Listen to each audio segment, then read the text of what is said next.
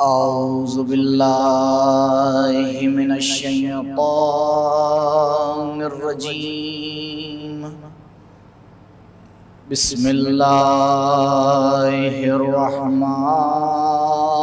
الرحيم. الحمد لله الذي لا يبلغ مدحته القائلون ولا يحصي نعماءه العادون ولا يؤدي حقه المجتهدون. فترى الخلائق بقدرته ونشر الرياح برحمته ووتدا بالصخور ميدان أرضه. والصلاة والسلام والتحية والإكرام على النبي المصطفى والرسول المجتبى الذي دنا فتدلى فكان قاب قوسين أو أدنى.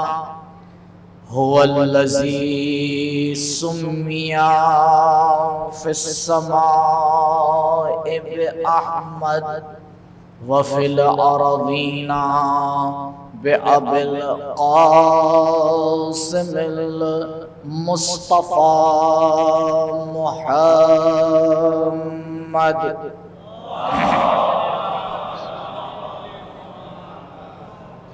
وعلى أهل بيته الأطيبين الأطهرين المعصومين المظلومين الذين أذهب الله عنهم الرجس وطهرهم تطهيرا.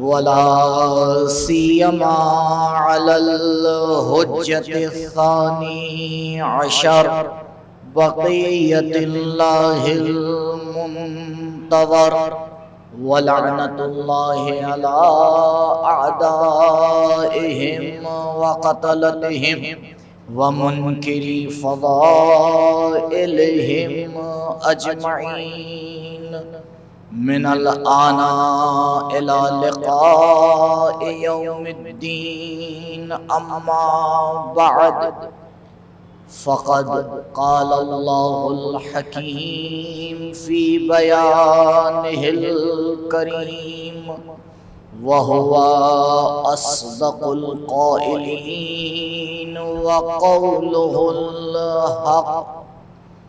أعوذ بالله من الشيطان الرجيم. بسم الله الرحمن الرحيم. تبارك الذي بيده الملك وهو على كل شيء قدير. الذي خلق الموت والحياة ليبلوكم أيكم أحسن عملا وهو العزيز الغفور. درود پڑھیں پر محمد و آلہ.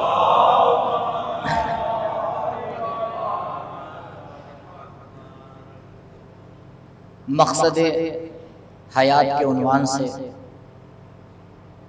کل سے ایک گفتگو کا سلسلہ آپ کے سامنے آغاز کیا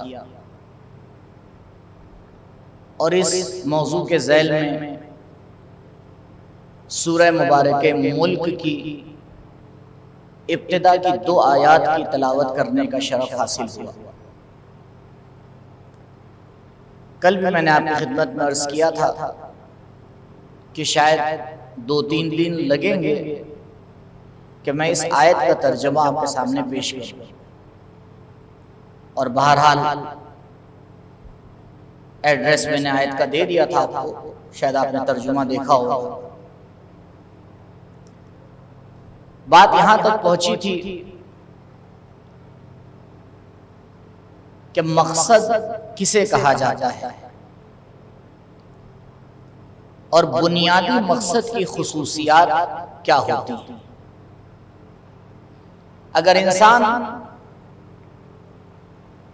چند مقاصد میں یہ طے نہ کر پائے کہ اس کی زندگی کا بنیادی مقصد کیا ہے اور فرعی اور سیکنڈری مقاصد کیا ہیں، تو وہ ایک پریشانی کا شکار ہو جاتا ہے اور اپنی زندگی میں اس کے سوالات کا جواب اسے نہیں مل پاتا۔ اس لیے ضروری ہے کہ اپنے مقاصد کو اور اپنی ذمہ داریوں کو ہم ایک مرتبہ طول میں آ کے لکھیں، عرض میں نہ لکھیں۔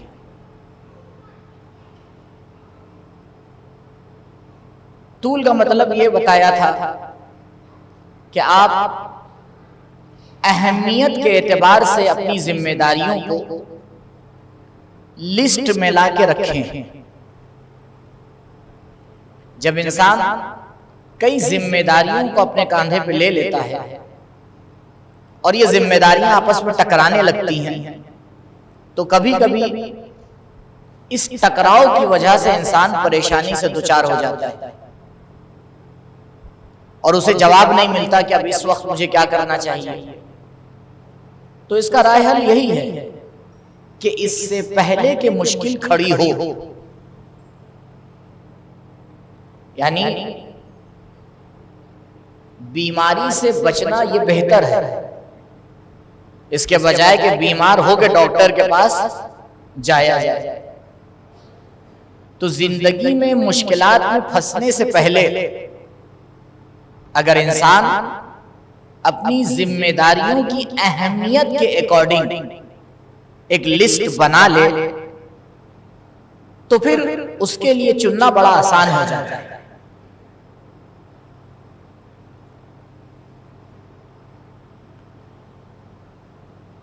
ایران کے انقلاب کے فتح ہونے کے بعد اب دنیا والوں میں بڑی کاوش تھی کہ امام خمینی کا ایک انٹرویو آنا چاہیے کہ پتہ تو چلے کہ یہ 2500 سالہ تخت شاہنشاہی کیسے ایک انسان نے آ کے پلٹ دیا۔ بہرحال جب درخواست آئی تو اس وقت دنیا کے مختلف ممالک کے جو انٹرویو لینے والے تھے اور بڑی بڑی نیوز ایجنسیز تھیں، انہیں نے آگے آپس میں اتفاق کر کے ایک وقت معین کیا۔ جو مینجمنٹ سنبھالتے تھے امام خمینی کا، انہیں نے بھی ایک وقت دے دیا کہ بھئی اس وقت یہ انٹرویو ہونا ہے۔ اب آپ سوچیں اگر ہم اور آپ کسی انٹرویو کے لیے بلائے جائیں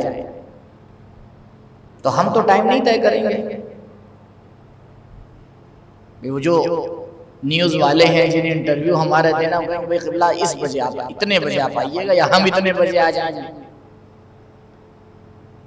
تو خیر ایک وقت معین ہوا اور اس وقت امام خمینی اپنا پہنچے جہاں وہ رہتے تھے، جہاں ان کی رہائش گاہ تھی، وہیں آ گئے۔ چند منٹ گزرے سے ایک دم سے امام خمینی نے اپنے دفتردار کو بلایا، اپنے مینیجر کو بلایا اور کہا یہ انٹرویو کینسل کر دو۔ اس نے کہا کیا کہہ رہے ہیں؟ کسی ایک آدمی کو تھوڑی وقت دیا ہے، پوری دنیا اس انٹرویو کا انتظار کر رہی ہے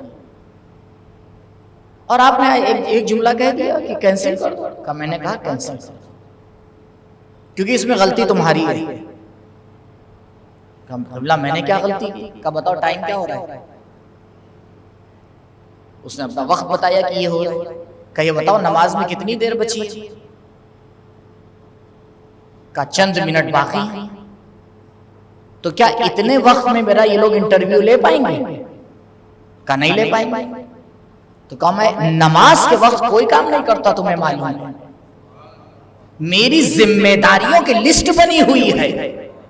جب خدائی ذمہ داری میرے کاندھوں پہ آتی ہے تو چاہے پوری دنیا کے لوگ جمع ہو جائیں مجھ سے انٹرویو لینے کے لیے، جس خدا نے مجھے اس جگہ پر فتح یاب کیا ہے، اگر میں آج اس ذمہ داری کو بھول جاؤں گا تو کل کون اس بات کی ضمانت دیتا ہے جیسے میں نے شاہ کو نکالا ہے کوئی مجھے نہ نکال کے باہر کر دے. درود پڑھے پر محمد و آل محمد.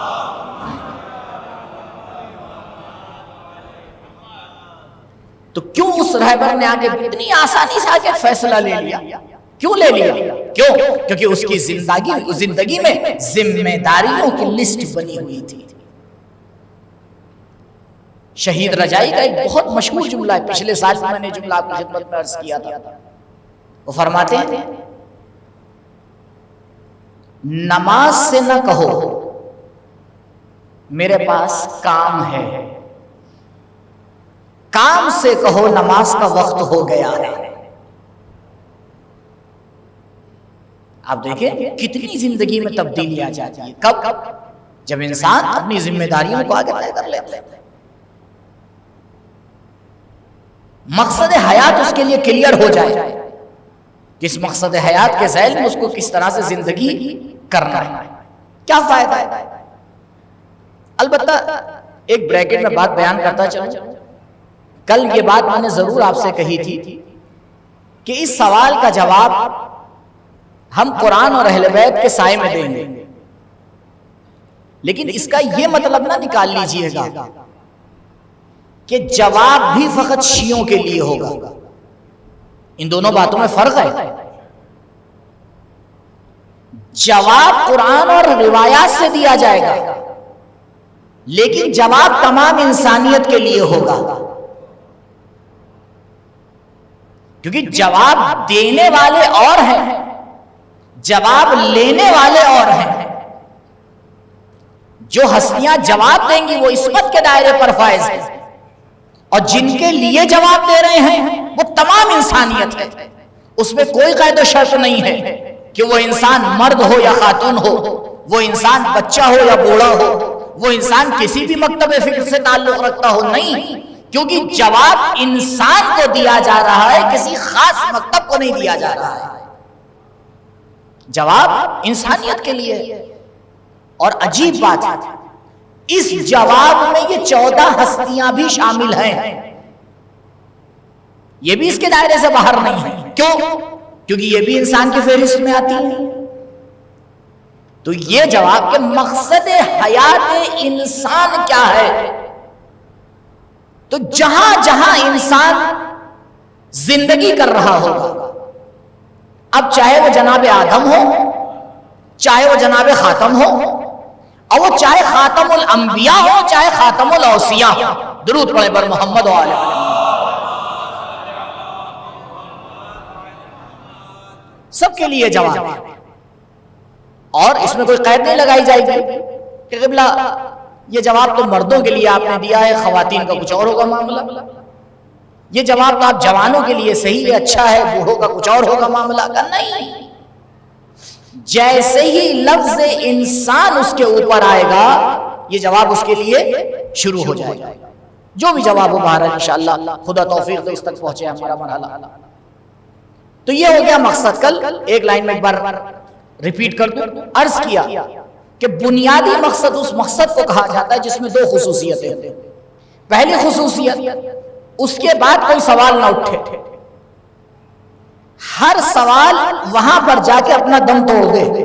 اب اس کے بعد کوئی سوال نہیں ہونا چاہیے، کیونکہ اگر دوبارہ آپ نے سوال کیا تو پتا چلے گا یہ بنیادی مقصد نہیں ہے، اس کا بھی کوئی مقصد ہے.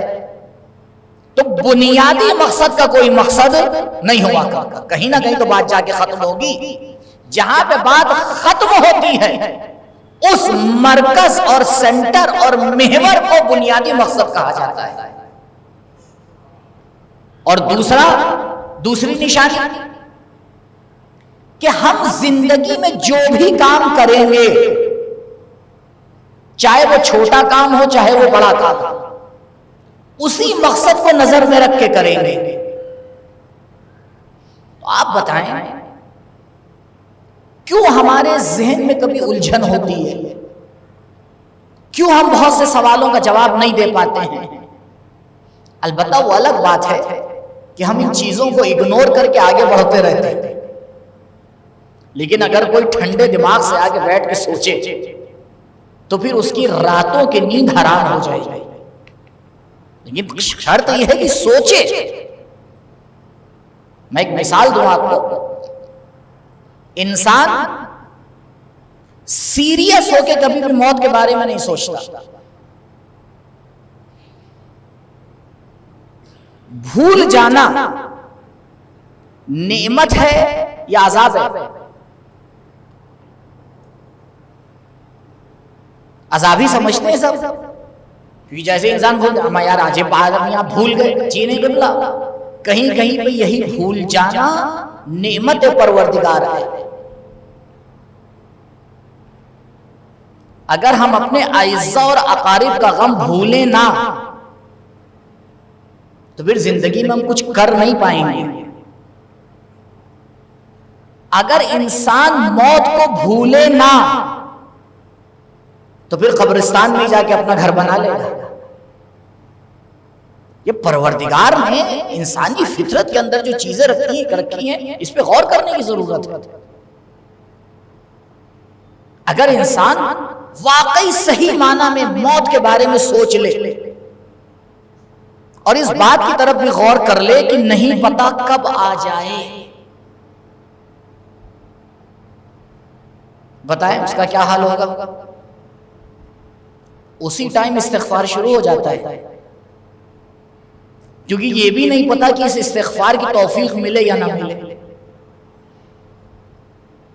تو ضرورت یہ ہے کہ انسان سیریس ہو کے اپنی زندگی کے بارے میں سوچے اور غور کرے،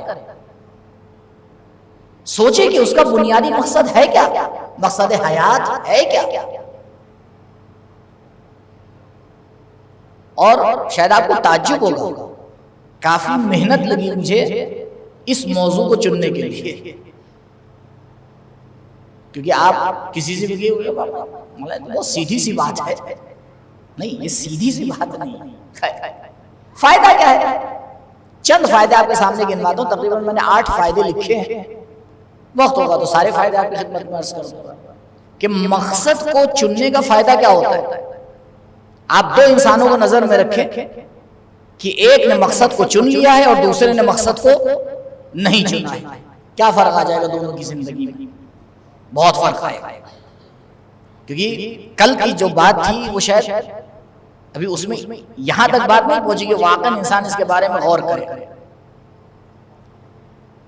اگر مقصد ہے زندگی میں تو پھر اس کے لیے کوشش ہو۔ ابھی میری گفتگو یہ نہیں ہے کہ وہ مقصد صحیح ہے یا غلط، میری گفتگو یہ نہیں، میری گفتگو یہ ہے مقصد کے ہونے کا کیا فائدہ ہے۔ اب وہ صحیح ہے یا غلط یہ بات میں طے ہوگا، یعنی غلط مقصد کا ہونا بے مقصدی سے بہتر ہے، جیسے کہ ظالم حاکم کا ہونا قوم کا بے حاکم ہونے سے بہتر ہے، کیونکہ میرے مولا نے کیا فرمایا، لا بد لکل قوم من امیر، ہر قوم کے لیے ایک لیڈر ہونا ضروری ہے، بر اور فاجر، اب چاہے وہ اچھا ہو اب چاہے برا ہو۔ اسی لیے میرے مولا نے قدم پیچھے ہٹا لیا تھا کہ دیکھو قوم کے لیے لیڈر تو ضروری ہے، اب اگر علی جیسے کو نہیں مان رہے ہو تو جاؤ کسی اور کو مان دو، لیکن علی قانون نہیں ٹوٹنے دیں گے، امت مسلمہ کو بغیر لیڈر کے نہیں چھوڑیں گے، کیونکہ اگر بغیر لیڈر کے چھوڑ دیا تو پھر بہت سے بھیڑیے موجود ہیں جو تمہیں کھا جائیں گے۔ علی کو اسلام بچانا تھا، اپنے آپ کو نہیں بچانا تھا۔ درود پڑھیں بر محمد و آل محمد۔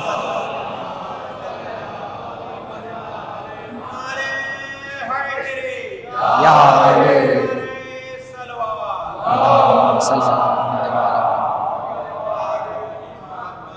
ایک سادی سی مثال دیتا ہوں. یہ لوگ جو بینک لوٹتے ہیں ان کا کوئی مقصد ہوتا ہے یا نہیں؟ اچھا بتائیے، اچھا مقصد ہوتا ہے یا غلط؟ غلطی تو ہوتا ہے، لیکن اما کتنی چابکی سے کام کرتے ہیں، کتنی صفائی سے کام کرتے ہیں. لیکن تعجب ہے، اما جنہیں اچھی زندگی بسر کرنا ہے وہ اتنی صفائی سے کام نہیں کر پاتے. کیوں؟ کیونکہ وہ غلط ہو کر مقصد کو کلیئر کر چکا ہے، ہم صحیح ہو کر مقصد کو کلیئر نہیں کر پائے ہیں. کیونکہ یہ تو مقصد کی ذات میں پروردگار نے رکھ دیا ہے کہ تم مقصد صحیح چنو، غلط چنو تو. اور اس پہ غور فرمائیے گا کہ بہت سی باتیں ابھی جو بالکل ابتدائی ہمارے لیے کلیئر نہیں. تو پہلا فائدہ یہ کہ جس کے لیے مقصد کلیئر ہوتا ہے وہ کوشش کرتا ہے، اس تک پہنچنے کے لیے کام کرتا ہے، اس تک پہنچنے کے لیے محنت کرتا ہے. لیکن اگر کسی کا مقصد ہی نہیں ہے، کیوں ہمارے بہت سے جوان جب سوتے سوتے تھک جاتے ہیں تو دوبارہ سو جاتے ہیں؟ آپ انہیں صبح اٹھائیے، بیٹا صبح سے میری مراد 9-10 بجے بھیا. ہاں یہ نہ سوچ لینا کہ مولانا صبح کا مطلب جو ہے 3:57 پہ اذان ہو رہی ہے تو 3:57 کہہ رہے ہیں. نہیں 9-10 بجے آپ اس کو اٹھائیے. وہ اٹھتا ہے تھوڑی دیر کے لیے، ایک بار جمائی لیتا ہے، دوبارہ کہتا ہے بہت تھک گئے ہیں، پھر سو جاتے ہیں. تو سمجھ میں آ جاتا ہے کہ بھائی زندگی کا مقصد تو دور کی بات، اما 24 گھنٹے کا مقصد اس کے لیے طے نہیں ہے. 24 گھنٹے کا مقصد اپنے لیے طے نہ کر پایا ہو، زندگی کا مقصد کیا طے کر پائے گا؟ اور دعوے بڑے بڑے ہیں.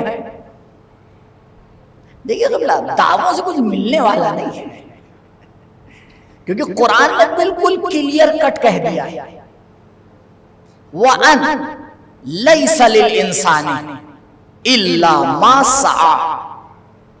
ہرگز انسان کے لیے نہیں ہے مگر جس کام کے لیے اس نے محنت کی، اور وہ محنت کرے گا نہیں جب تک مقصد نہ ہو. جب تک مقصد نہیں ہوگا تو محنت کیوں کرے گا؟ تو مقصد کا پہلا فائدہ کہ انسان اس کے لیے محنت کرتا ہے. دوسری چیز، آج کی دنیا میں شاید یہ بیماری زیادہ ہوتی جا رہی ہے کہ آپ دیکھیں کہ لوگوں نے ایک ہوا میں ایک مقصد تو بنا لیا ہے، لیکن اس تک پہنچنے کے لیے ان کے پاس کوئی موٹیو نہیں ہوتا، انگیزہ نہیں ہوتا، چاہت نہیں ہوتی. کیوں؟ کیونکہ کلیئر ہی نہیں ہے مقصد. اگر ایک جیتا جاگتا چہیتا مقصد ہو آپ کے لیے تو آپ راتوں میں جاگ کے بھی پورا کرتے ہیں، اور اگر ایسا نہیں ہے تو دن کی روشنی میں بھی سو جاتے ہیں. وہی انسان جو بہت سے کام نہیں کر سکتا ہے، جب اس کے موبائل پہ عجیب غریب میسج آتے ہیں تو کرنے لگتا ہے. سمجھ رہے نا میرا جوان طبقہ؟ بہت سے تو شاید اس مرحلے سے گزرے ہوں گے، جو گھر سے اتر کے سڑک تک نہیں جاتا کچھ خریدنے کے لیے، اما وہ 7 سمندر پار کر کے پہنچ جاتا ہے. کہ یہ کیا ہوا؟ کہ کل تک مقصد نہیں تھا، آج مقصد مل گیا. میں پھر دوہراؤں گا، میں صحیح اور غلط کی بات نہیں کر رہا ہوں، دوبارہ ذہن میں رکھیے میری گفتگو کیا ہے. مقصد ہونا چاہیے. اب یہ تو گفتگو بات نہیں کریں گے کیا ہونا چاہیے، یہ کیا ہونا اس کے بعد والا اسٹیج ہے. ابھی تو پہلے یہ طے ہو جائے کہ مقصد ہونا چاہیے.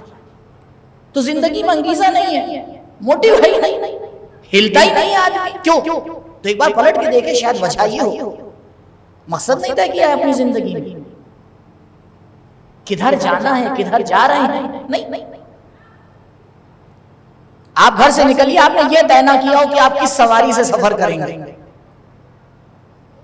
اما یہی طے کرنے میں کہ رکشے پہ بیٹھیں کہ اولا بلائیں کہ جو ہے وہ دو پہیا گاڑی سے چلے جائیں، اسی میں 10 منٹ آپ کے ضائع ہو جائیں گے. کیوں؟ کیونکہ آپ نے طے ہی نہیں کیا تھا کرنا کیا ہے.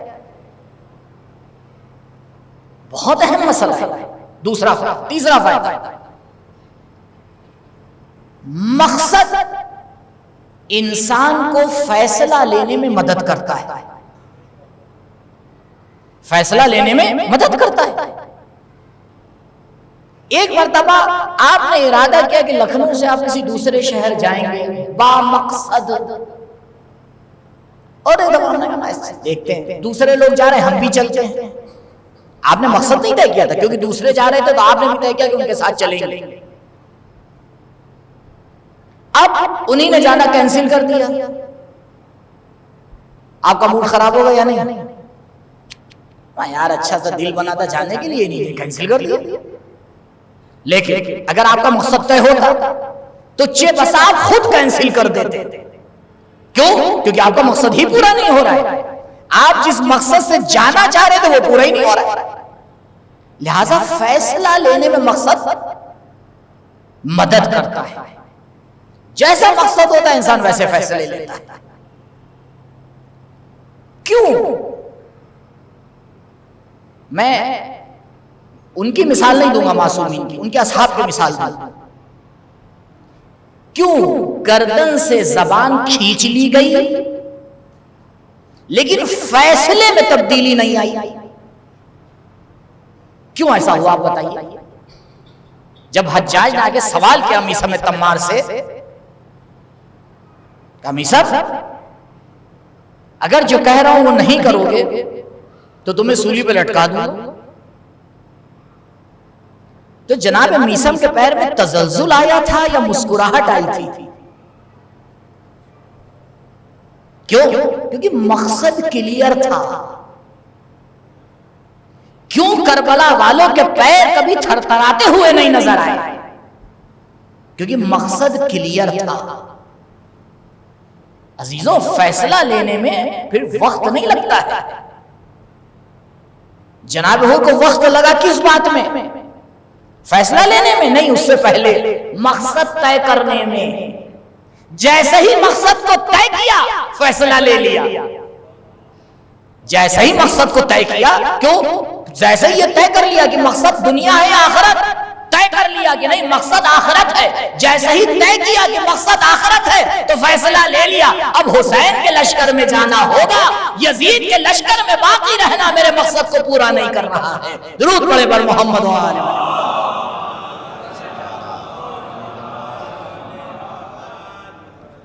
چوتھا فائدہ، شاید ماشاءاللہ سے آپ لوگ کے حافظے بہت ہی اچھے ہیں. اگر حافظے ماشاءاللہ اتنے ہی اچھے ہیں تو میری درخواست ہے کہ قرآن حفظ کریے. ان باتوں کو ہم نے اتنا ریپیٹ کیا، اس کے باوجود بھی ہم لکھ کے لے کے آتے ہیں اور دیکھ کے بتاتے ہیں. دیکھیے میں ہر سال 2-3 چیزوں کی درخواست کرتا ہوں، پھر کروں گا.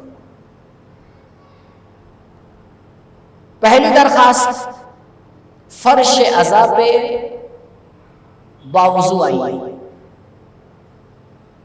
کیونکہ یہ فرش عبادت ہے، فرش عادت نہیں ہے. یہ پہلی درخواست بار بار کرتا. دوسری درخواست، جتنا پہلے آئیے اتنا آگے بیٹھ جائیے، کیونکہ جماعت کا یہی طریقہ ہے. جماعت کی صفیں شروع سے لگتی ہیں، آخر سے نہیں لگتی ہیں کہ بار بار کہنا پڑے قبلہ آگے آئیے آگے. نہیں، جماعت میں ہوتا ہی نہیں طریقہ. یہ دوسری درخواست. تیسری درخواست، کاغذ اور قلم لے کے آئیے. یہاں شاید آپ کے دل میں جذبہ آئے کہ جا کے لکھ لوں گا، دوبارہ ریکارڈنگ سن لوں گا. اما ریکارڈنگ ہی نہ ہوئی تو کیا کریے گا؟ آپ کو لگ رہا ہے میں مذاق کر رہا ہوں؟ جی نہیں، کل کی مجلس یوٹیوب پہ جا کے دیکھ لیے گا، 18 منٹ کی آئی. اور اتنے میرے پاس میسج آئے غیر لکھنؤ سے کہ مولانا یہ کیا ہوا، ہم تو منتظر بیٹھے ہوئے تھے اور یہ معاملہ پورا ہی نہیں ہوا. میں نے کہا قبلہ اس میں تو میں کچھ نہیں کر سکتا ہوں، یہ تو جو لوگ یہ کام کر رہے ہیں وہ جان. ہاں، اور یہ بھی طے کر کے میں بیٹھتا ہوں کہ میں جو تیاری کر کے لے کے آتا ہوں وہ کسی کو دیتا نہیں. یہ بالکل طے شدہ بات ہے. اس لیے آپ درخواست بھی نہ کیجیے گا, یہیں سے بتایا دے رہا ہوں. کیوں؟ یہ بہرحال میری بات آپ کی سمجھ میں بھی نہیں آئے گی. محمد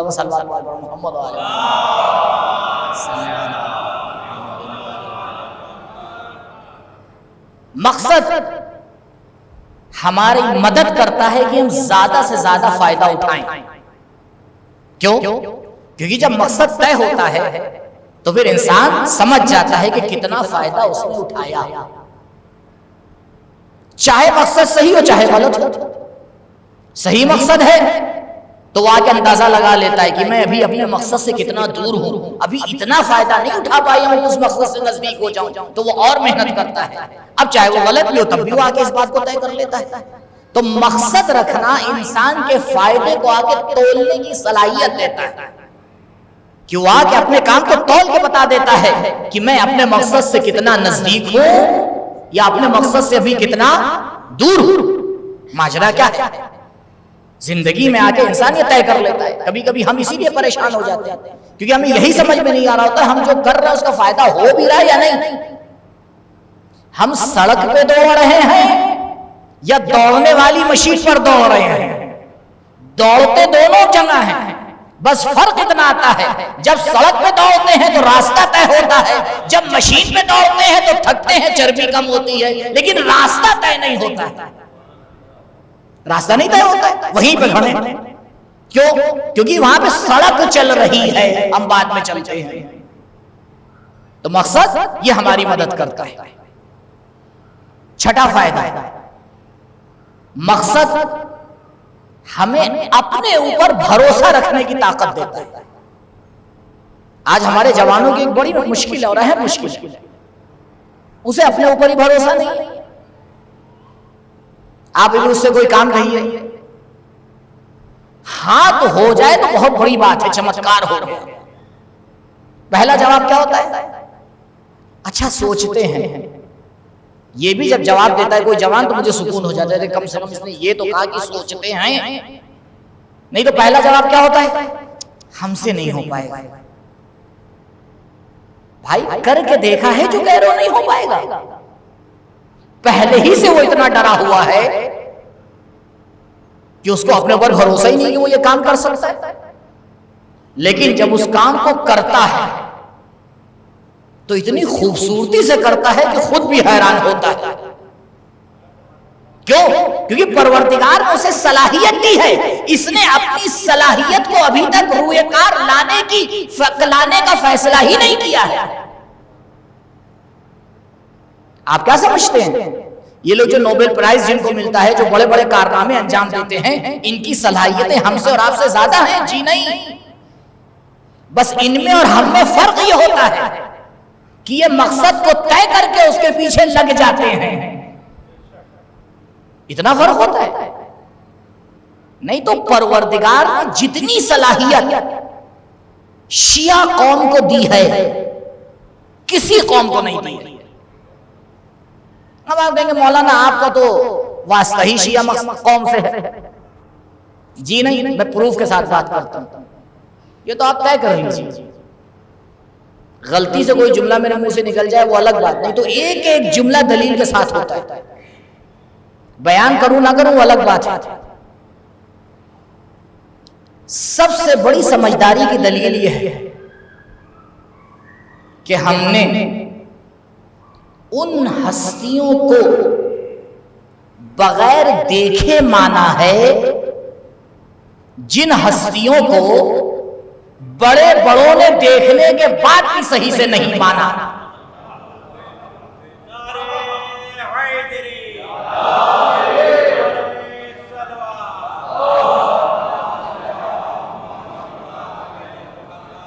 سورہ بقرہ جب شروع ہوتا ہے تو کن کی صفات کو بیان کرتا ہے؟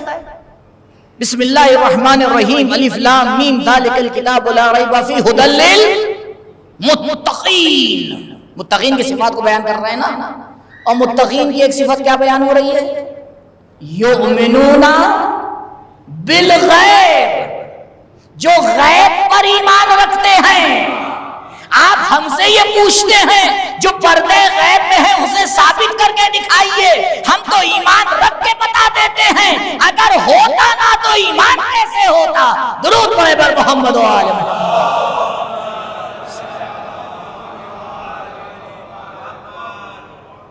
پروردگار نے ہمیں اتنی صلاحیتیں دی ہیں جو غیب کو فقط دلائل سے سمجھ کے مان لیتے ہیں۔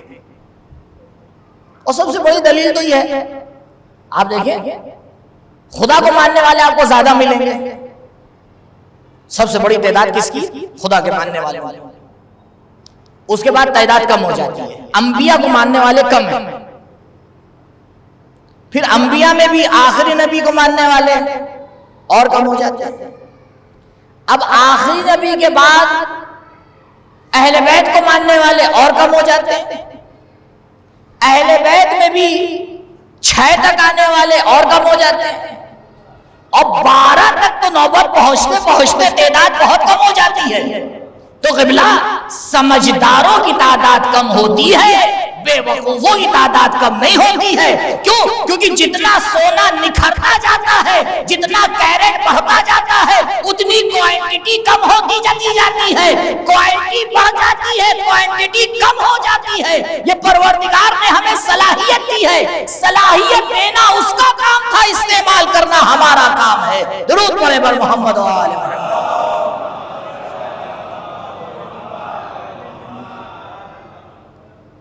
آپ آج بھی دیکھ لیں، سیدھا سا مسئلہ ہے ولایت علی ابن ابی طالب علیہ السلام۔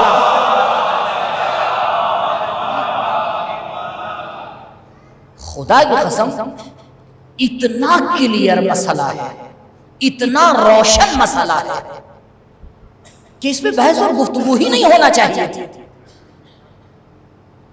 لیکن تاریخ نے اس کو اتنا پیچیدہ بنا دیا ہے۔ اس کتاب کو جا کے دیکھیے گا، کتاب کا نام کیا ہے؟ تحفہ اثنا عشری، تقریباً 200 سال پہلے لکھی گئی یہ کتاب۔ تحفہ ہے، کیا ہے؟ گفٹ۔ کس کے لیے؟ اثنا عشری شیعہ۔ اب میرے بعض جوانوں کو بھی یہ کلیئر نہیں ہوئی اثنا عشری کس چڑیا کا نام ہے، ہندوستان میں ہوتی ہے یا افریقہ میں ہوتی ہے؟ بھائی اثنا عشری یعنی 12، کم سے کم اپنی مذہب کی اصطلاحوں کو سیکھ لیجیے۔ اثنا عشری یعنی 12 کو ماننے والے۔ تو جناب محدث دہلوی انہی نے یہ کتاب لکھی، اور اس کتاب کو ہدیہ کیا کسے؟ شیعوں کو۔ اور یہی جن کو آپ لوگ سن کے نہیں تھکتے ہیں نا یوٹیوب چینلز پر، یہ بہت بڑی بیماری آ رہی ہے۔ سنبھل جاؤ میرے جوانوں، غیر سے بات مت لو، تمہیں نہیں پتا کہ وہ کس طرح زہر کو لپیٹ کے تمہیں دے رہا ہے۔ تم تو اپنی عقل مندی کا مظاہرہ کر رہے ہو، ایک جملہ آپ کہہ کے بڑا خوش ہو جاتے ہیں نا۔ دیکھیے یہ ہستیاں اس لائق نہیں ہیں کہ میں ان کا نام لوں، کیونکہ الحمدللہ پروردگار نے مجھے ایسی ہستیاں دی ہیں کہ جن کا ذکر بھی ثواب، جن کے بارے میں سوچنا بھی ثواب، لہٰذا میں ایسوں کا نام لیتا ہی نہیں، اشارہ کرتا ہوں بس۔ اب ایک نیا پیٹرن چل گیا ہے، اور پتہ ہے اس کا نقصان کیا ہو رہا ہے؟ وہاں سے سن کے آگے ہم سے مباحثہ کرتے ہیں۔ میں کچھ نہیں، بہت چھوٹا سا طالب علم، ادنا سا طالب علم، لیکن میرا ایک سوال ہے، یہ یوٹیوب پہ چلانے والے جتنے ہیں جو کہیں نہ کہیں غلطی سے ہماری باتیں کرتے ہیں، اگر یہ حقیقت حق اور باطل کو اتنا ہی سمجھ لیتے ہیں تو یہ پہلے ہی دن آ کے علی ولی اللہ کا دعویٰ کیوں نہیں کر دیتے ہیں؟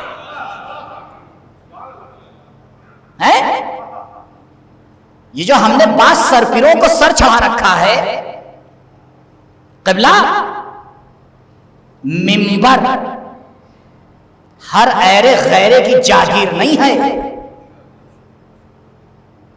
جس نے بنایا ہے اور جن کے حوالے کیا ہے وہ ذمہ دار ہستیاں ہیں.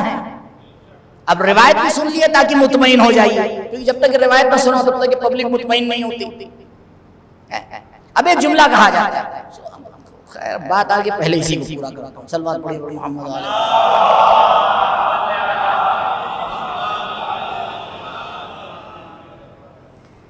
کوئی جادو ہوتا گھڑی کو روکنے کا تو روکتے تھے. دیکھیے غور فرمائیے،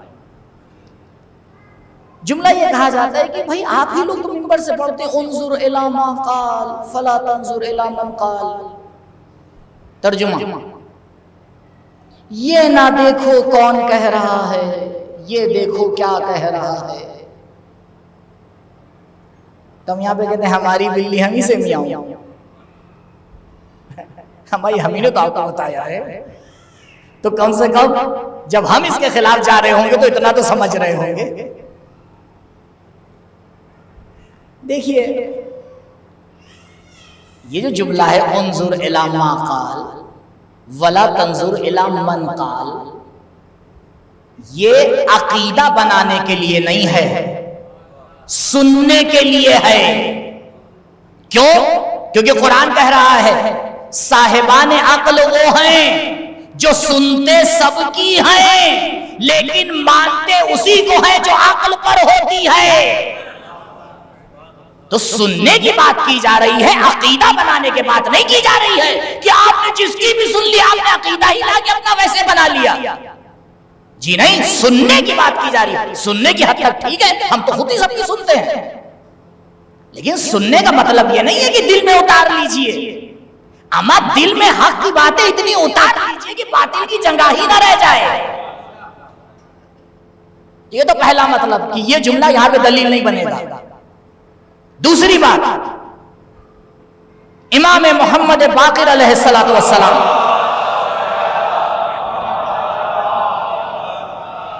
اس آیت کے ذیل میں آیت کیا کہہ رہی ہے؟ فَلْيَنْظُرِ الْإِنسَانُ إِلَىٰ طَعَامِهِ. ہر انسان کے لیے ضروری ہے اپنے کھانے پہ غور کرے. بہت اچھی بات ہے، بالکل صحیح بات ہے کہ بھئی کھانے پہ غور کرے کہ یہ لقمہ جو اس کے حلق سے نیچے جا رہا ہے حلال کی کمائی کا ہے، حرام کی کمائی کا ہے. مزہ لینے کے لیے کھا رہے ہو یا کمال تک پہنچنے کے لیے کھا رہے ہو. اما جو ایک لقمے پہ کنٹرول نہ کر پائے وہ حق و باطل کی لڑائی میں کہاں سے کنٹرول کر پائے؟ نہیں، مسئلہ اور سنگین ہے میرے عزیزو. غور فرمائیے، میرے مولا سید الشہداء علیہ السلام نے میدان کربلا میں فیصلہ کر دیا، قیامت تک آنے والے انسانوں غور کر لو، اگر کوئی چیز دیوار بنتی ہے کہ انسان حق کو سنتا رہے لیکن اسے قبول نہ کرے تو وہ لقمہ حرام ہے. مولا نے فرمایا ملئت بطونکم من الحرام. تم مجھے پہچانتے ہو، تم نے مجھے خط لکھا ہے، تم میرے نسل سے واقف ہو، تم میرے فضائل سے واقف ہو، لیکن اس کے باوجود تم حسین پہ ایمان نہیں لا رہے ہو. جانتے ہو وجہ کیا ہے؟ اس کی وجہ یہ ہے کہ تمہارے پیٹ حرام سے بھر گئے ہیں. اب چاہے ایک لقمہ ہو چاہے پوری زندگی ہو. اہم مسئلہ ہے، قرآن اشارہ کر رہا ہے فَلْيَنْظُرِ الْإِنسَانُ إِلَىٰ طَعَامِهِ. انسان کے لیے ضروری ہے اپنے کھانے کے اوپر غور کرے.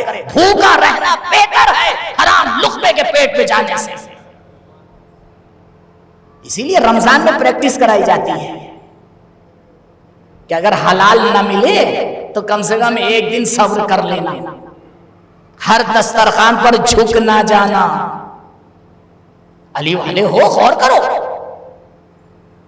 اسی آیت کے ذیل میں مولا نے فرمایا فَلْيَنْظُرِ الْإِنسَانُ إِلَىٰ مَنْ يَتَعَلَّمْ عِلْمَهُ.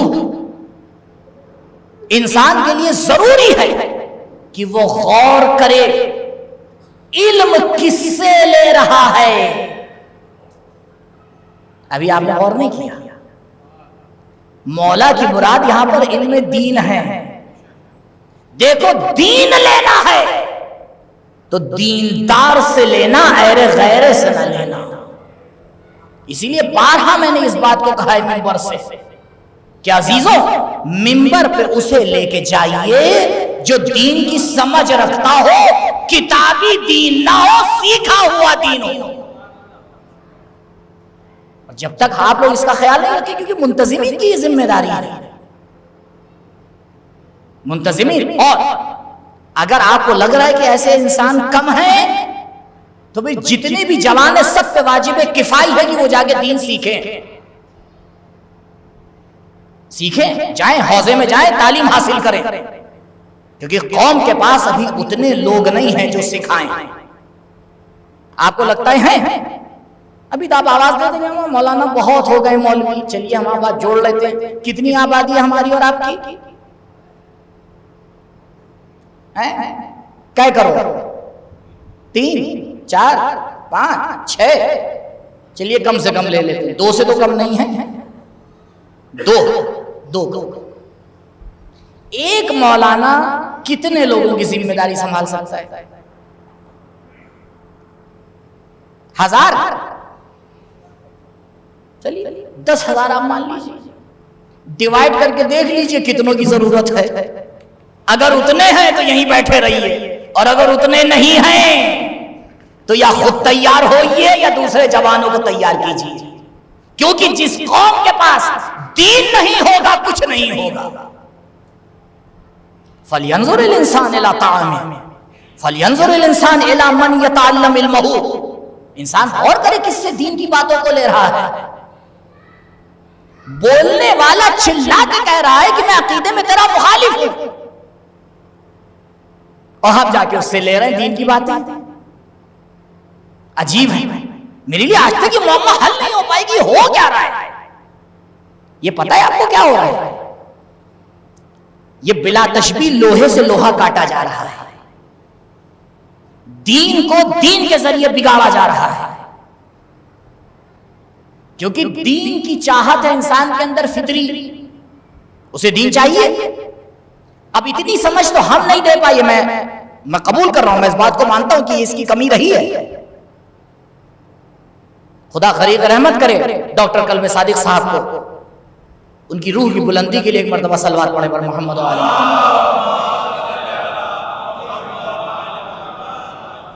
مرحوم بہت صحیح بات کہتے ہیں کہ اگر ہماری قوم کو کچھ ملا ہے تو اسی منبر سے ملا ہے، اور اگر ہماری قوم بلندی کے بعد پستی میں گئی ہے تو اسی کی وجہ سے گئی ہے. اور اب اگر اس کو دوبارہ بلندی پہ آنا ہے تو پھر اسی سے آنا ہے. لہذا کسی قرآن کی آیت میں یہ نہیں لکھا ہے اور روایت میں یہ نہیں لکھا ہے یا ایھا الذین آمنو، جب تک کہ کوئی کرسی پر بیٹھ کے حدیث نہیں پڑھے گا آزاداری نہیں ہوگی.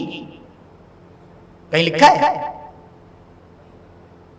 آپ آزاداری کیجئے. آزاداری کا مطلب یہ نہیں ہے کہ ہر ایرے غیرے کو لاکے بیٹھال دیجئے. یا ایام ازاں ہے، لہٰذا میسج دینا میرے لیے بہت ضروری ہے. بالکل مجھے یقین ہے کہ کچھ سماعتوں پہ میری بات بڑی بھاری ہو رہی ہوگی، اور میرے پر جو ٹیگ لگائی دیا جاتا ہے بڑی آسانی سے بھی آپ ٹیگ لگا دیں گے مولانا آزاداری کے مخالف ہیں. قبلہ، بیمار کا علاج کرنے والا بیمار کا مخالف نہیں ہوتا. کیونکہ یہ منبر ہوتا ہے ہمارے کیا معجزہ. ابھی میں نیچے بیٹھ کے آپ سے کوئی بات کہوں گا آپ ویسے نہیں مانیں گے، اور جہاں میں اوپر آ کے کہوں گا آپ بڑے اچھے طریقے سے مانیں گے. اس کے اندر ایک کیفیت ہے، ایک صلاحیت دے دی خداوند متعال. تو پھر آپ غور کریے کس کو بھیج رہے ہیں، کس کی سن رہے ہیں، بہت غور کریے. اور صبح میں نے ایک بات کہی ہے، بس جلدی سے کہہ کے آ رہا ہوں دوبارہ، اور سب نے موضوع کے اوپر فرش اعضاء پہ آئیے. یہ ماڈرن طریقہ نکل آیا ہے. اچھا بھائی جا رہے ہو، اچھا لنک بھیج دینا. اور خود کر کیا رہے ہیں؟ اپنے کام میں مشغول ہیں، ادھر مجلس بھی چل رہی ہے، آدھی سنی آدھی نہیں سنی. کیا طریقہ ہے؟ قبلہ عزاداری ایک تہذیب کا نام ہے. خود فرش عزا اثر رکھتا ہے. دور سے کھڑے ہو کے آگ کی تعریف کرنے سے گرمی نہیں مل جاتی،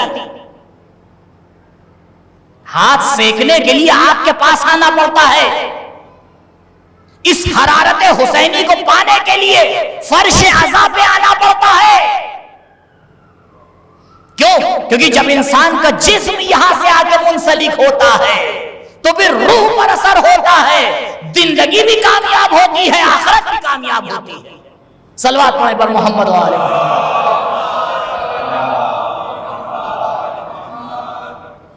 ساتواں فائدہ کس چیز کا؟ اب بہت سے لوگ اب جو آئیں اب یہی تو مشکل ہے. اب میں نہ بتاؤں کہ کیا بتا رہا ہوں، میں کہوں گا ساتواں فائدہ. اب وہ سوچیں گے کیا ہوا، چھٹے تک کیا پہنچا؟ تو ٹھیک ہے، سوچ لیں تو سوچتے رہیے، میں کیا کہہ رہا ہوں. ساتواں فائدہ، انسان سختیاں برداشت کرنے کے لیے تیار ہو جاتا ہے. وہ انسان جس کا کوئی مقصد نہیں ہے وہ سختیاں نہیں برداشت کر پاتا، وہ آسان طلب ہوتا ہے، راحت طلب ہوتا ہے، زندگی کی ہر چیز کو اپنے اعتبار سے موڑنا چاہتا ہے.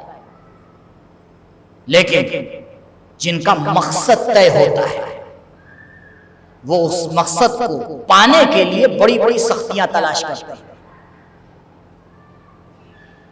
کتنا فرق ہو جاتا ہے مقصد ہونے اور نہ ہونے میں. تو اگر کبھی اپنے وجود میں سستی کا احساس کیجئے گا تو ایک بار پلٹ کے غور کیجئے گا مقصد طے ہوا ہے یا نہیں.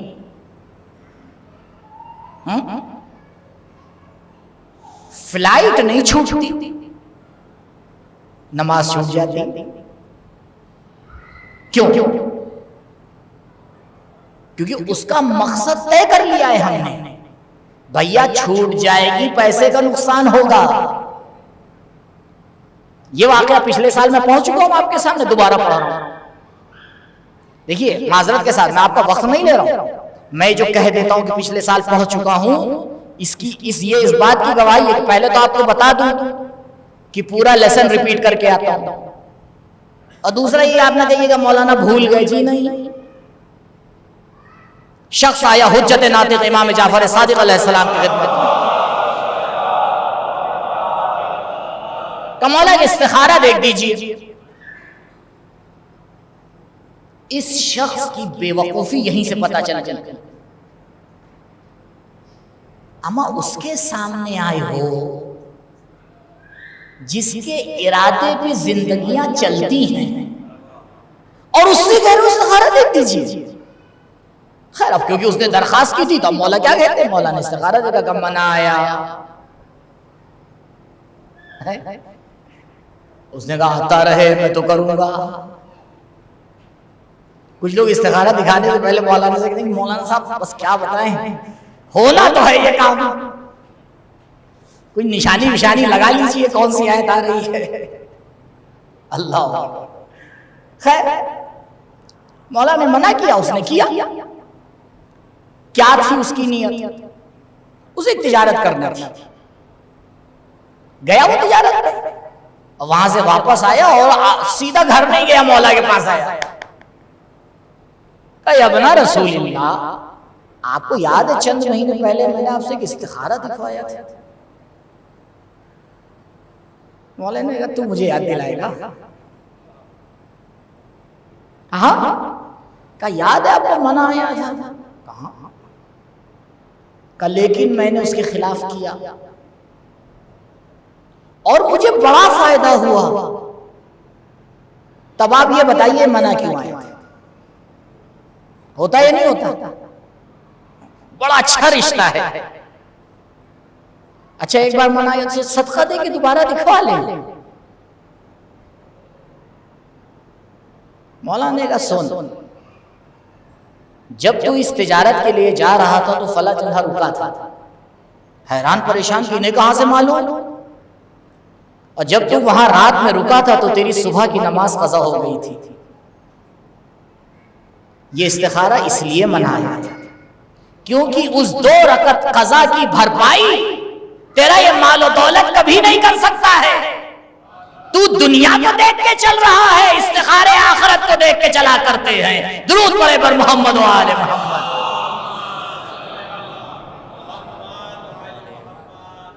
آپ نے دیکھا کس طرح سے انسان کا مقصد مسائل کو الگ کر دیتا ہے. اب اس کا مقصد تھی دنیا، اس نے حاصل کر لی. تو مقصد ان مسائل کو آگے ہمارے لیے طے کر دیتا ہے.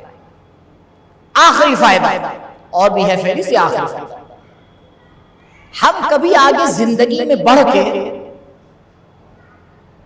اہم قدم اٹھانے کو تیار نہیں ہوتے. کیوں؟ کوئی بڑا کام، کوئی بڑا جو ہے وہ گول، اس کے لیے تیار بہت مشکل سے ہو پاتے ہیں. چھوٹا کام آپ نے فوراً کر لیں، بڑے کام کے لیے نہیں تیار ہو پاتے. کیوں؟ کیونکہ مقصد طے نہیں ہے. اگر مقصد طے ہوتا ہے تو انسان کم فائدے پر بھی خطرناک کام کرنے کو تیار ہو جاتا ہے. لیکن اگر مقصد طے نہیں ہوتا ہے، آپ نے تو پڑھی ہوں گی کہانیاں، جو لوگ جب امریکہ کشف ہوا تھا اور وہاں ان پرتگالیوں کو پتا چلا کہ وہاں سونا ہے تو کتنی زحمتیں برداشت کر کے یہ وہاں پہنچے. اور وہاں جو قوم تھی اس کے ساتھ انہوں نے جنگ کی اور ان کو بھگایا اور جا کے سونے، یعنی پوری زندگی وہ لگا دیتے تھے کچھ سونا حاصل کرنے کے لیے. کس لیے؟ کیونکہ ان کا مقصد طے کر لیا تھا انہوں نے کہ بھئی یہ ہمارا مقصد ہے. تو وہ یہ اتنے بڑے قدم اٹھانے کے لیے تیار ہو جاتے تھے. ہم کیوں نہیں تیار ہو پاتے ہیں؟ کیونکہ ہمارے مقصد کلیئر نہیں ہے. اس لیے کربلا والوں نے اتنے بڑے بڑے قدم اٹھا لیے کیونکہ ان کے لیے مقصد طے تھا. بچہ 6 مہینے کا تھا لیکن مسکرا کے بتا رہا تھا کہ دیکھو میرے لیے مقصد اتنا کلیئر ہے کہ جب حسین آواز دیتے ہیں تو حالت غشی میں لبیک کہہ کے بتاتا ہوں کہ مقصد کلیئر ہے. درود پڑھے پر محمد و آل محمد.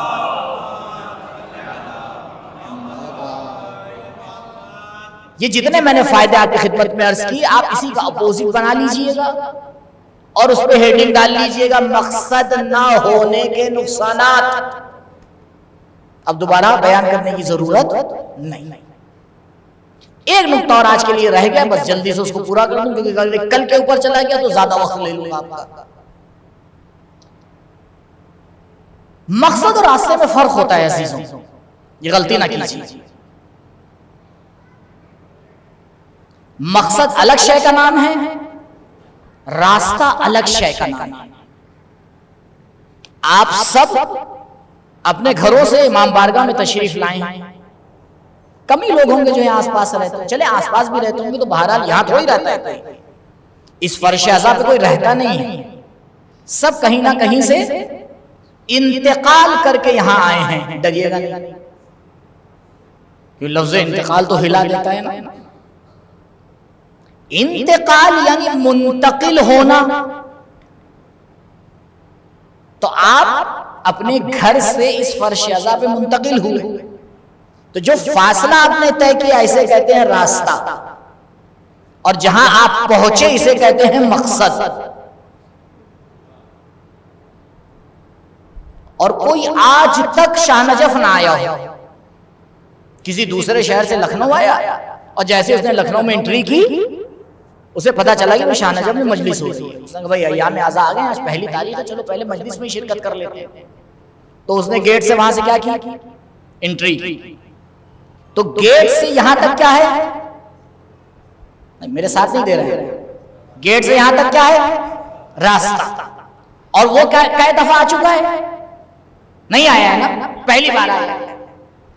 پہلی بار جیسے وہ شاہ نجف میں داخل ہوا، یہاں کی خوبصورتی، یہاں کی سجاوٹ، یہاں کی پھلواری، وہ اسی میں کھو گیا.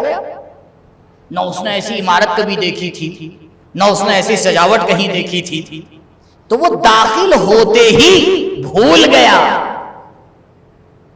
اپنے مقصد کو بھول گیا، راستے میں مشغول ہو گیا. اور دھیرے دھیرے دیکھتا داکھتا زیارت کرتا ہوا کچھ دیر کے بعد یہاں پہنچا.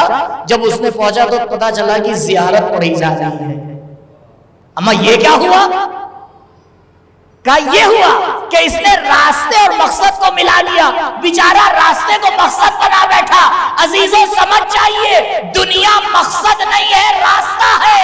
جو دنیا میں مشغول ہو جاتے ہیں وہ آخرت کو بھول جاتے ہیں. جب اسرائیل آواز دیتا ہے تو یاد آتا ہے ارے یہ کیا ہو گیا؟ کہا اب واپس نہیں پلٹ سکتے ہو، تم نے راستے کو مقصد بنا لیا تھا. درود پڑھے بر محمد و آل محمد.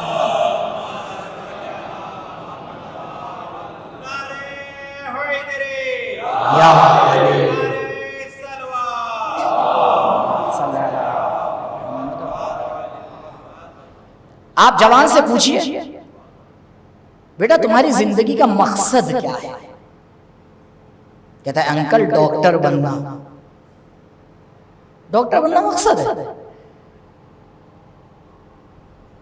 اور اگر اسے یہ بتا دیا جائے کہ دوسرے کام میں تمہیں پیسہ زیادہ ملے گا تو چھوڑ دے گا. تو میں نے آپ سے بتایا کہ مقصد بدلتے تو یہ کیوں بدلا جا رہا ہے؟ قبلہ راستے بدلتے ہیں، مقصد نہیں بدلتا ہے. ابھی ہم آ رہے تھے، ایک چوراہے پہ پہنچے، وہاں جام لگا ہوا تھا. ہم نے ڈرائیور سے کہا بھائی ادھر سے موڑ کے چلیے.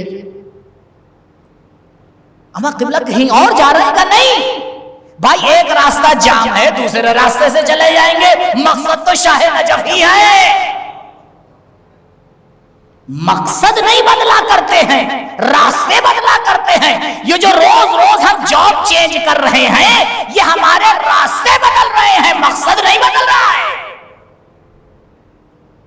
اور آپ بتائیں دنیا میں کتنے لوگ ہوتے ہیں ان راستوں کو کیا سمجھے بیٹھے، مقصد سمجھے بیٹھے. اور مقصد ہی سمجھ کے لیے اس کے لیے بیچارہ محنت کرتا ہے، جبکہ بھول گیا ہے ان میں سے کوئی چیز مقصد نہیں ہے. آؤ مقصد حیات کو تلاش کرو. جب مقصد حیات تمہارے لیے کلیئر ہو جائے گا تب آسانی سے فیصلے لو گے، آسانی سے قربانیاں دو گے، آسانی سے سختیاں برداشت کرو گے، آسانی سے کام کرنے کی تمہارے اندر ہمت ہوگی. آپ دیکھیں کتنے لوگوں کی آپ نے زندگی میں کہانی پڑھی ہے. علامہ حسین قلی حمدانی بہت بڑے عارف ہیں. یہ فرماتے ہیں کہ میرے اندر ایک عادت تھی، میں چاہتا تھا کہ وہ میری عادت کیا ہو، صحیح ہو جائے. تو میں نے محنت کرنا شروع کی. 1 سال 2 سال جی 1-2 دن نہیں، 1-2 سال، یہاں تک کہ مجھے محنت کرتے کرتے 20 برس گزر گئے لیکن وہ مسئلہ صحیح نہیں ہوا. تو جب ایک مدت ہوتی ہے 20 برس، آپ سوچیں یہاں انسان 20 دن کسی کام کو لگاتار کر لیتا ہے تو بہت بڑا سمجھتا ہے کہ اس نے آسمان فتح کر لیا.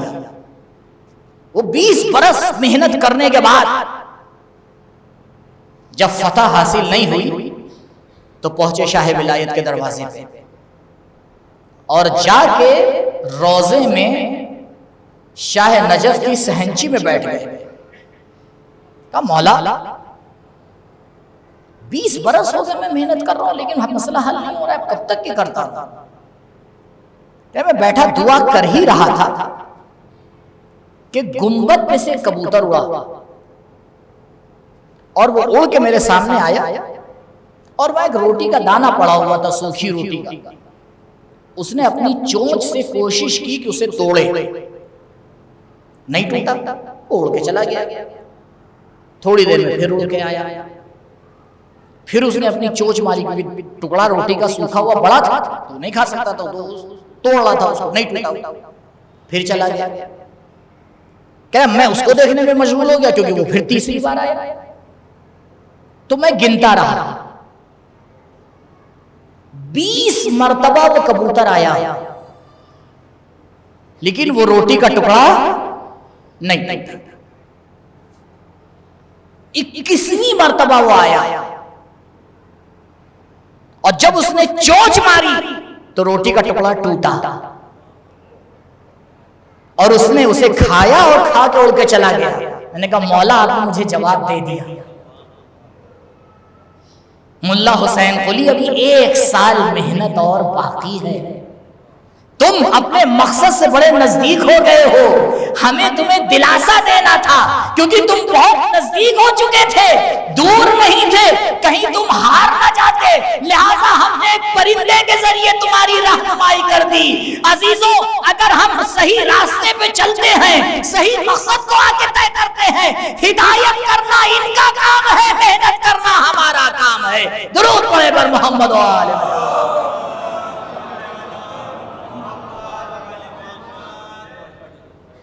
غور فرمائے کس طرح سے ہستیاں ہدایت کرتی ہیں. کیوں؟ کیونکہ انسان جب اپنا مقصد آ کے طے کر لیتا ہے, اور مقصد جن خاندان کا ہم یہاں سے ذکر کرتے ہیں ان کے بڑے نہیں, ان کے بچوں کے بھی مقصد کلیئر ہوتے ہیں. ہاں آزاد چشم زدن میں محرم کا 1 دن گزر گیا. آپ بتائیں احساس ہو پایا؟ اللہ اکبر, نہ جانے کس رفتار سے یہ مہینہ چلتا ہے. ابھی ہم پرسہ دے نہیں پائے ہوتے کہ عاشور کا چاند نظر آنے لگتا ہے. ہاں آزادارو, غور کیجئے گا تو کسی بن سے کسی ماں کے رونے کی آواز آ رہی ہے.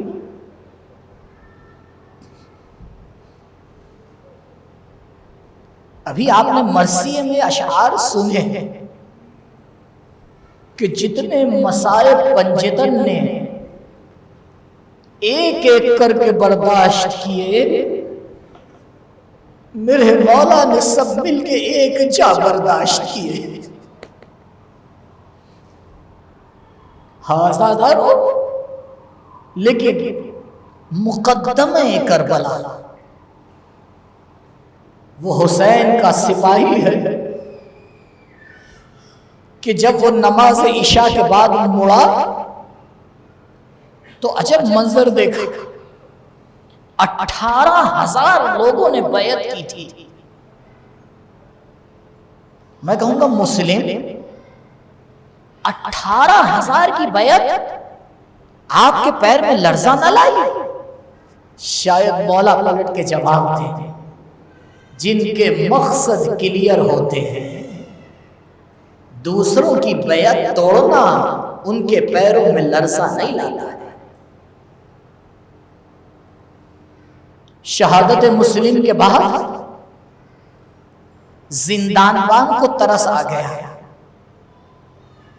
اور اس نے مسلم کے بچوں کو آزاد کر دیا. کہا بچوں تمہارا کیا گناہ ہے, جاؤ, ایک قافلہ جا رہا ہے مدینے کی طرف, اسے پا لینا, مدینے پہنچ جاؤ.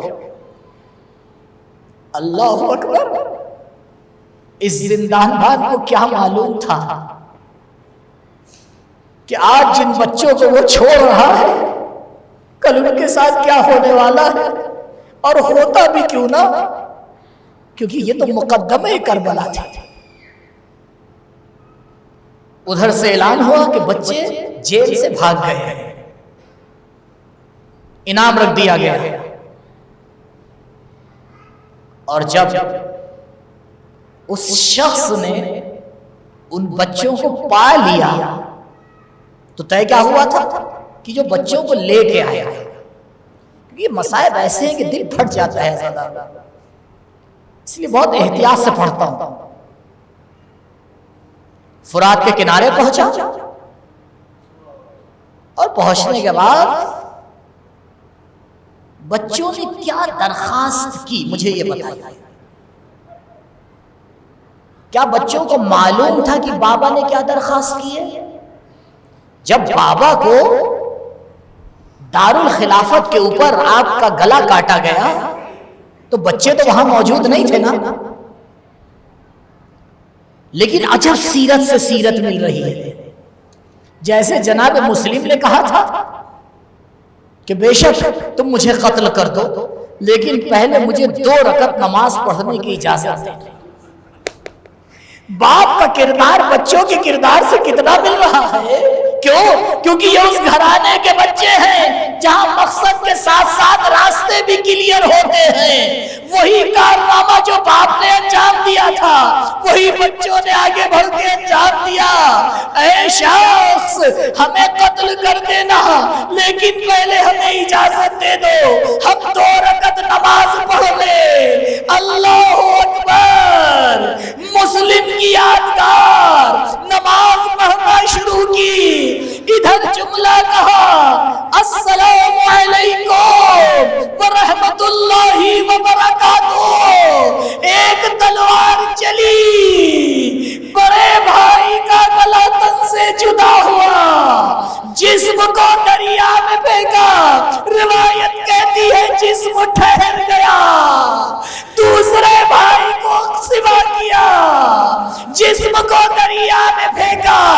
دونوں جسم ایک دوسرے سے بغل گیر ہو گئے. میں ہاتھ جوڑ کے کہوں گا اے مسلم کے لاڈلو، ارے کم سے کم شہادت کے بعد ایک دوسرے سے بغل گیر تو ہو گئے. ارے ذرا کربلا میں آؤ، سکینہ ہے، بابا کا لاشا ہے. کبھی شمر کے تازیانے ہیں، کبھی کوئی لاشے سے اٹھاتا ہے. جزاکم ربکم خیر الجزا. ہاذا نارو خبر امام حسین علیہ السلام تک پہنچی. مولا مسلم شہید کر دیے گئے. حسین نے مسلم کی بچی کو بلایا، بلانے کے بعد سانو پہ بیٹھایا، سر میں ہاتھ پھیرنا شروع کیا. خاندان نبوت کی بچی تھی، سمجھ گئی مولا کیا میرا بابا شہید ہو گیا. اللہ اکبر. حسین نے سر جھکا لیا. اے مسلم کی شہزادی خوش نصیب ہو، باپ کی شہادت کے بعد حسین نے سر میں ہاتھ پھیرا. ارے ذرا کربلا میں آؤ، حسین کی لاڈلی ہے، دامن میں آگ لگی ہے، کانوں سے خون بہ رہا ہے، آواز دے رہی ہے چچا جان آپ کی شہادت کے بعد سکینہ کو آرام نہ ملا.